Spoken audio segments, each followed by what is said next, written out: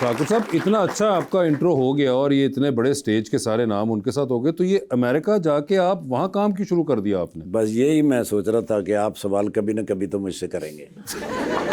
जब ड्रामे के लिए गए थे ना सर, उन दिनों में मैं ना अक्सर इंटरव्यू सुनता था इंटरनेशनल फनकारों के, इंडियन फनकारों के। वो ना कहीं ये ज़रूर कहते थे कि मैं रोशन तेंजा से पढ़ा हुआ हूँ, मैं गौतम से पढ़ा हुआ हूँ। मैंने कहा यार पाकिस्तान में कोई कहता ही नहीं कि मैं फ़लाँ जगह से पढ़ा हुआ हूँ, अकेडमी मैंने इसके शो बिज़नेस में कुछ। मैंने कहा यार वो बंदा मैं ही हूँ, मैं ही करूँगा ये बात कभी किसी इंटरव्यू में। मैं यहीं से प्लान करके गया था, मैं अपने पेपर वगैरह सारे साथ लेकर गया था, क्योंकि मैंने नाइफा के बारे में मैं जानता था। नाइफा? न्यूयॉर्क फिल्म अकेडमी के अच्छा, ओके। मैंने कहा वो मैं करूँगा। वहाँ जाके जब लास्ट शो हुआ, सिएटल के अंदर लास्ट शो हुआ और न्यूयॉर्क से हमें वापस होना था, मैंने सुहेल साहब से कहा, मैं क्या पाएं तुसी तैयारी करो एयरपोर्ट दी, तो मैं ना एक इस्त्री ले आवा।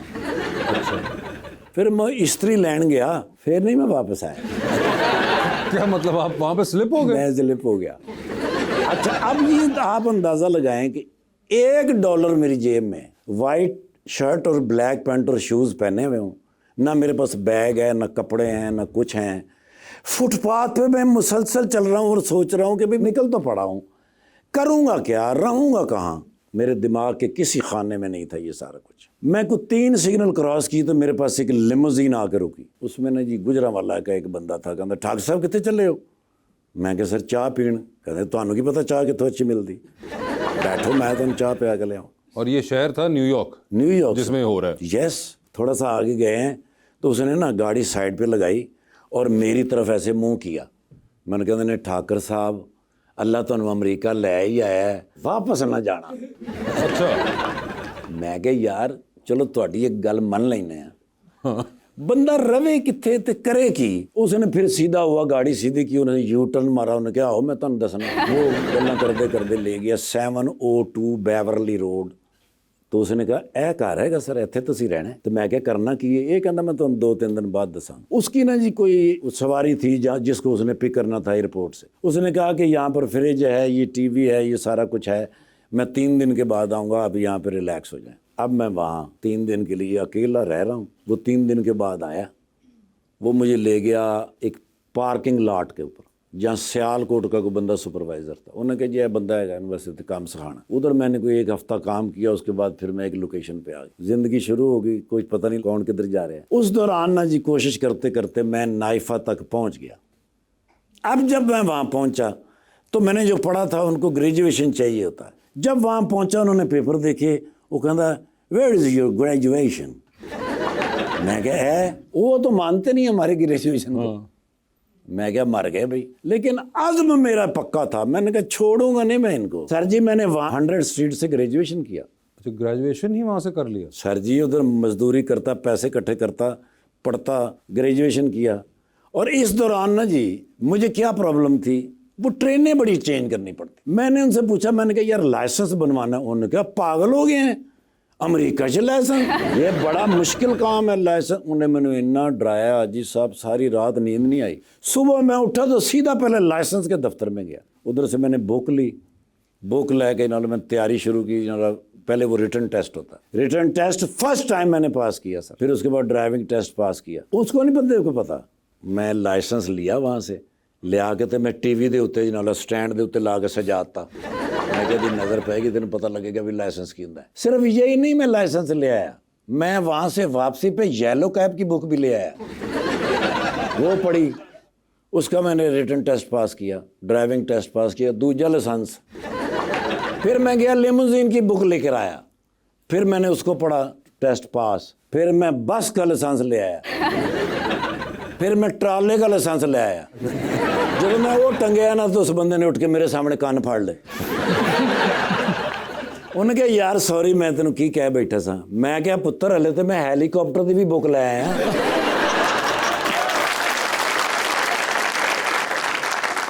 सबसे मुश्किल लाइसेंस था मोटरसाइकिल का। सर 3 दफ़ा मैंने वो रिटर्न टेस्ट फेल किया। अच्छा, क्यों? वो बड़े मुश्किल थे सर, को वो एक जैसे ही लगते थे तीनों, ABC। अच्छा नहीं, मैं कहा शायद आपको हो दो कि चारों तरफ से हवा लग रही है शायद तो इसलिए आपको मुश्किल लगाओ, बाकी तो आपने सारे बनवा लिए। नहीं सर 3 दफ़ा फेल हो गया। अच्छा। अब मैं जब चौथी दफा गया ना तो वहाँ एक लड़का बैठा हुआ था, मैंने कहा वेयर आर यू फ्रॉम, मैं कहा आई एम फ्रॉम पाकिस्तान। वो कहता I born in United State, I fail 12 time. अच्छा। मैं कहा ओके लेट मी ट्राई। अब वो ना जी टेस्ट जो होता है ना वो पेपर ऐसे मशीन में डालना होता है। हाँ।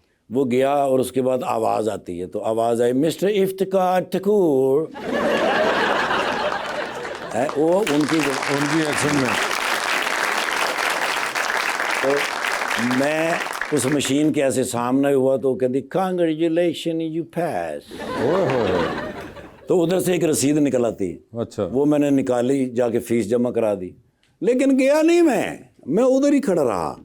आया वही I born in United state. उसने पेपर ऐसे करके डाला तो आवाज़ आई जॉन एल्बर्न। वो ऐसे सामने हुआ, वो कहती I am sorry you fail again.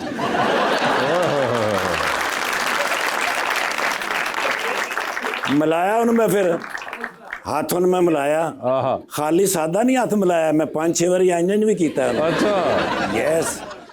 मैं कह you born in United State, I am from Pakistan. इरादा कर लिए तो पीछे नहीं हटते।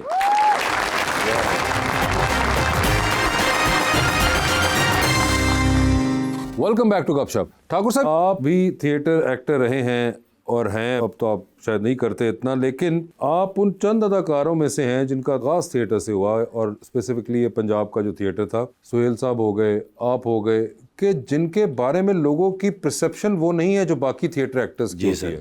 Because of Suhail Ahmed. उनकी ट्रेनिंग इतनी हार्ड थी। ट्रेनिंग तो चले उन्होंने कर दी, लेकिन आपने उसको बाद में एक्सिक्यूशन में भी उसी तरह रखा। आपसे कोई ऐसी खास, आप जिसे कहेंगे ऐसी कोई कंट्रोवर्शियल चीज या कोई जोक या वो सुनने को नहीं मिला लोगों को? सर हो जाता था कभी कभी, लेकिन कोशिश ये करते थे कोई ऐसी बात ना की जाए कि जिससे शर्मिंदगी हो। क्योंकि बॉस मैं ना पिछले 21 साल से थैलीसीमिया के बच्चे के साथ इन्वॉल्व हूँ। बिल्कुल। मुझे सर कैंप लगाने होते हैं कॉलेजों में, यूनिवर्सिटियों में, जिम खानों में, कमर्शियल प्लाजों में, फैक्ट्रियों के अंदर। जहाँ भी जाते हैं ना वहाँ ज़्यादा बच्चियों की तादाद होती है।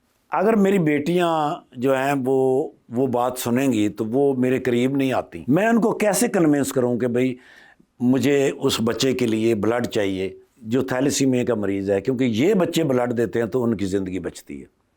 हकीकत में आज आपको बताऊं सर कि जो ब्लड देता है ना जी, उसकी ज़िंदगी बचती है। कुदरत का कानून यह है कि आपकी बॉडी के अंदर जो वाइट सेल, रेड सेल और प्लाज्मा है वो 100 डेज के बाद डेड हो जाएगा।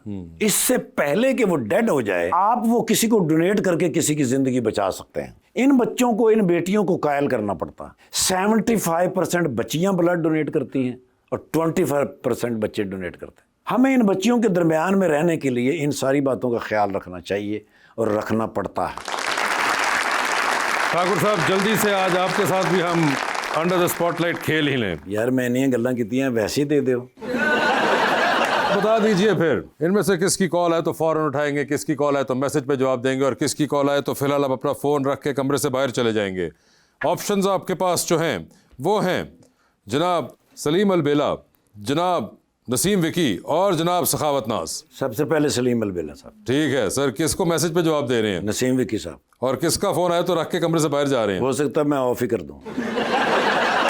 बड़ा प्यारा बच्चा है, मजाक से कह रहा हूँ, मेरा वो स्ट्रगल दौर का साथी है सखावत नाज। ठीक है सर, ये बताएं चांद पे जा रहे हैं, किसी को साथ लेके जा सकते हैं? जिसको लेके जाएंगे उनको वहीं छोड़ेंगे, अलबत्ता आप खुद वापस आ जाएंगे। किसको चांद पे छोड़ना चाहते हैं आप? ऑप्शंस आपके पास जो हैं वो हैं शान साहब और हुमायूं सईद। हुमायूं सईद साहब को, शान मेरा दोस्त है, शान को नीचे रखेंगे, हुमायूं सईद को चांद पे छोड़ दिए। साहब मेरे दोस्त है ही नहीं होते, जिथे मिल जाना एडे प्यार नाल मिलते हैं जिवें बड़े मेरे पक्के दोस्त ने, उस बाद भुल जाते। अच्छा सर, ये बताइए, लिफ्ट के अंदर एंटर हुए 3 लोग मौजूद हैं, एक के साथ सेल्फी है, एक को स्माइल है, एक को कहना है कि आपका फ्लोर आ गया। ऑप्शंस हैं हारून रफीक, ताबिश हाशमी और इमरान अशरफ। तो सेल्फी किसके साथ? हारून रफीक साहब के साथ। स्माइल किनको दे रहे हैं? इमरान अशरफ। और फ्लोर किसका आ गया? उसको मैं कह दूंगा भाई कल मिलेंगे, ताबिश हाशमी। ठीक है सर, ये बताइए, जा रहे हैं फिर आप एक लॉन्ग फ्लाइट पे, 7 वाली सीट खाली है, किसको लेके जाना चाहते हो 7 वाली सीट के ऊपर? आप लंबी फ्लाइट है, 12-13 घंटे का सफर है। ऑप्शंस आपके पास जो हैं वो हैं आफ्ताब इकबाल साहब और कैसर पिया। यानी सीधी लड़ाई है।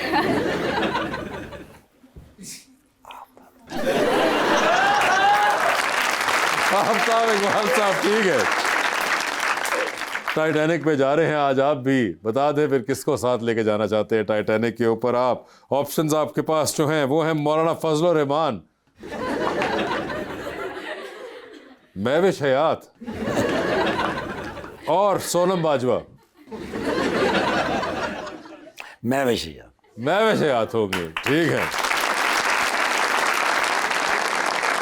किसका टेलीविजन पे काम चल रहा हो तो बार बार देखेंगे, किसका टेलीविजन पे काम चल रहा हो तो एक बार देख लेंगे, और किसका टेलीविजन पे काम चल रहा हो तो फिलहाल आप अपने कमरे से जरा बाहर चले जाएंगे। ऑप्शंस आपके पास जो हैं वो हैं नासिर चिन्योटी, अमानत चंद और कैसर पिया साहब। तो किसका काम चल रहा हो तो बार बार देखेंगे, नासिर चिन्योटी साहब। किसका एक बार देख लेंगे, अमानत चंद साहब। और बाहर जा रहे हैं फिलहाल, उसी से मिलने तो जा रहा हूँ। Good one. ठाकुर साहब डूबती कश्ती में सवार है, 2 लाइफ जैकेट्स आपके पास है, एक अपनी है, दूसरी आपने किसी और को देनी है। वो दूसरी लाइफ जैकेट आप किन को दे रहे हैं? ऑप्शंस आपके पास जो हैं वो है सुहेल अहमद साहब और नुमान इजाज साहब। सुहेल अहमद साहब को। नुमान इजाज साहब वो नहीं डूबते सर। सुहेल साहब डूब जाएंगे? नहीं नहीं, सुहेल साहब वैसे पारे बड़े ने हैं। ठीक है, तो इसलिए नहीं, जैकेट बड़ी है कि छोटी? सर एक ही साइज है हमारे पास। नहीं, ਉਹਦੇ ਵਿੱਚ किधर लास्टिक नहीं लगा, अभी खुल जाए। जैकेट है, शलवार नहीं। नहीं, वो साइड पे लगा होता है ना, थोड़ा सा भी बंदा खिंच के खोल लेता। अगर तो लास्टिक लगा हुआ है तो फिर सुहेल साहब को दे देंगे, उनमें फिट आ जाएंगे। अगर नहीं है तो फिर भी सुहेल साहब। ठीक है। इफ्तिखार ठाकुर साहब, thank you so much for being on the show. आज पहली बार आपके साथ बात करने का मौका मिला और आपको जानने का मौका मिला लोगों के सामने एक मुख्तलिफ अंदाज में। वैसे हम तो ज़ाती तौर पे आपको 10-12 साल से अब जानते ही हैं, लेकिन इस तरह बात करना एक बिल्कुल नया एक्सपीरियंस था मेरे लिए भी। So thank you for that. और ये हमारी तरफ से एक छोटा सा तोहफा आपके लिए, ये जो आपने इतने साल हमें महसूस किया है उसके लिए thank you so much. Thank you sir. Thank you बहुत शुक्रिया।